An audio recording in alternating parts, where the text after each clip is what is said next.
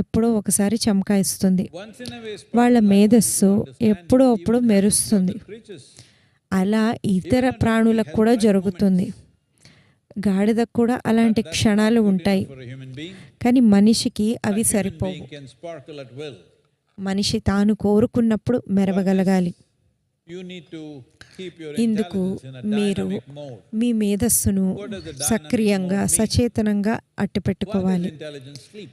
అసలు మీ మేధస్సు ఎందుకు పడుకుంటుంది, లేదా అది ఎప్పుడు జాగృతమవుతుంది?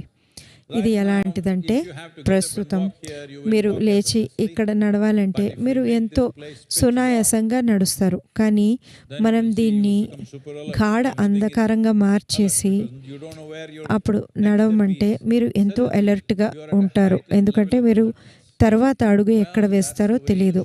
మీరు ఉన్నత స్థాయి ఎరుక కలిగి ఉంటారు. మీరు ప్రతి క్షణం ఆ విధంగానే ఉండాలి. అయితే ఇలా ఉండడం ఒత్తిడి కలిగించదా అంటే అస్సలు కలిగించదు. మీరు ఒక విధంగా ఉంటే మీ మానసిక పరిస్థితి కానీ, అంతర్ముఖ పరిస్థితి కానీ అసలు ఎప్పుడూ ఒత్తిడి కలగదు. భౌతికంగా అలిసిపోవచ్చు, కానీ మానసికంగా ఎప్పుడూ అలా జరగదు. ఏదైతే ఏ యంత్రమైతే సమన్వయంలో లేదో అది సంఘర్షణను కలిగిస్తుంది. ఎందుకంటే సంఘర్షణ వల్ల, ఘర్షణ వల్ల దాని లైఫ్ స్పాన్ బాగా తగ్గిపోతుంది. అదే కందెన ఉన్న యంత్రమైతే అలా కొనసాగుతూనే ఉంటుంది. దేనికైతే కందెన లేదో అది అంత బాగా పనిచేయదు. ఇప్పుడు తమిళ్లో అనువాదం వస్తుంది. ஒரு நல்ல செய்தியை சொல்லி என் நல்வாழ்த்துக்களை தெரிவித்துக் கொள்கிறேன்.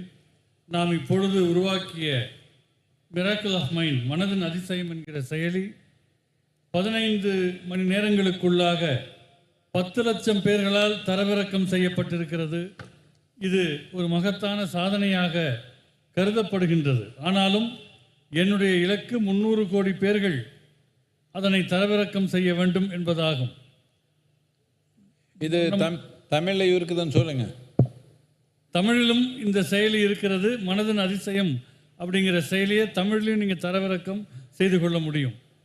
உங்கள் கையில் இருக்கக்கூடிய செல்ஃபோன் என்பது உங்களுக்கு ஏதோ தொல்லை தருவதாக, தடையாக, மனநோயை ஏற்படுத்துவதாக நினைக்கிறீர்கள். ஆனால் நீங்கள் நினைச்சால் உங்கள் கையில் இருக்கக்கூடிய இந்த செல்லிடப்பேசி உங்களுடைய மனநோய்க்கு ஒரு தீர்வாக கூட மாற முடியும். எப்படி பயன்படுத்துகிறோமோ அதற்கேற்ப அதனுடைய தன்மை மாறும். தொலைத்தொடர்பு சாதனம் ஒரு சிக்கலுக்கான தீர்வின் சாதனமாக மாறப்போகிறது. இதை மேற்கொள்ளக்கூடிய